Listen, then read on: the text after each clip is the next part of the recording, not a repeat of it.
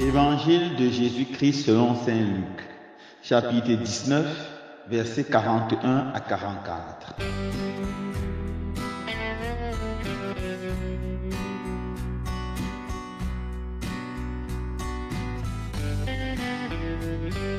Ce temps-là, lorsque Jésus fut près de Jérusalem, voyant la ville, il pleura sur elle en disant: Ah, si toi aussi tu avais reconnu en ces jours ce qui donne la paix. Mais maintenant, cela est resté caché à tes yeux.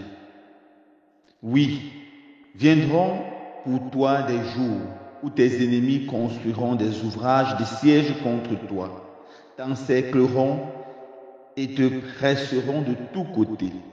Ils t'anéantiront, toi et tes enfants qui sont chez toi, et ils ne laisseront pas chez toi pierre sur pierre, parce que tu n'as pas reconnu le moment où Dieu te visitait.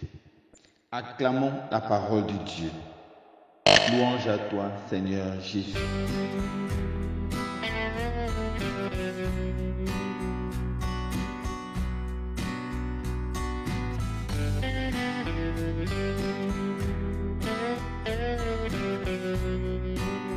Frères et sœurs bien-aimés, dans l'évangile de ce jour, nous voyons Jésus pleurer sur Jérusalem, sur la grande et belle ville de Jérusalem.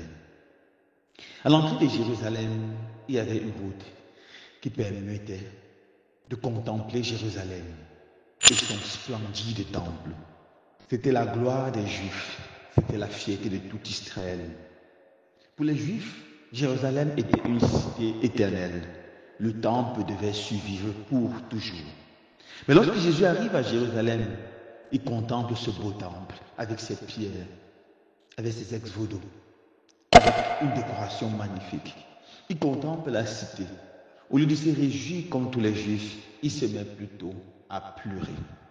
Jésus pleure parce que Jésus, en regardant la cité, perçoit que la cité sera détruite. Il ne restera plus pierre sur pierre. La cité sera totalement détruite, le temple sera ravagé, dévasté. Pourquoi? Parce que le peuple de Dieu a refusé de reconnaître Dieu qui le visite, de reconnaître Jésus qui le visite. Jésus est venu visiter Jérusalem pour apporter à Jérusalem la paix. Mais le peuple continue à grandir dans son instinct politique et veut s'affronter de façon militaire avec les Romains. Il refuse le chemin que Jésus propose, le chemin de la paix, le chemin de l'amour, et prend le chemin de la guerre. Et la conséquence sera dévastatrice. Car, quelques années après la mort de Jésus, en l'an 70, les Romains feront un siège sur la ville de Jérusalem et la détruira totalement. Et jusqu'aujourd'hui, cette ville, cette grande cité n'a jamais été reconstruite. Alors, comment comprendre cet évangile d'aujourd'hui et l'appliquer dans notre vie de chaque jour? Lorsque Jésus regarde chaque homme, il perçoit le chemin que nous prenons. Certaines personnes prennent le chemin de la conversion, le chemin de la vérité, le chemin de la paix, le chemin de la justice. Lorsque Jésus regarde cette telle personne, il sourit, il est dans la joie. Mais malheureusement, beaucoup de personnes prennent le chemin contraire, le chemin de la division, le chemin de la haine, le chemin de la guerre, pour résoudre leurs problèmes et leurs petits problèmes. Et lorsque Jésus voit que nous avons pris le mauvais chemin, Jésus se met à pleurer sur nous, car le chemin de la division, de la haine, de la guerre, du mensonge, ne conduit qu'aux larmes, à notre destruction. Quand Jésus regarde beaucoup de nos familles, il se met à pleurer, car il voit que nous avons pris radicalement le chemin de la division, de la mésentente, de la haine réciproque. Quand le Seigneur regarde beaucoup de nos nations, il se met à pleurer, car nous avons pris le chemin négatif.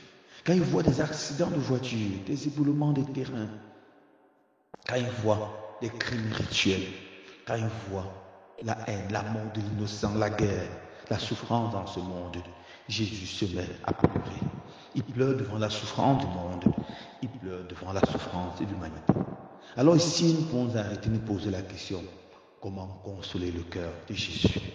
Mère Thérèse, en son temps, s'était posé cette question: comment consoler le cœur de Jésus qui souffre, le cœur de Jésus qui pleure en voyant tant de pauvreté, tant de misère dans le monde? Comment consoler le cœur de Jésus? Comment consoler le cœur de Jésus? Tant de personnes qui vivent loin de l'évangile, qui vivent dans le péché.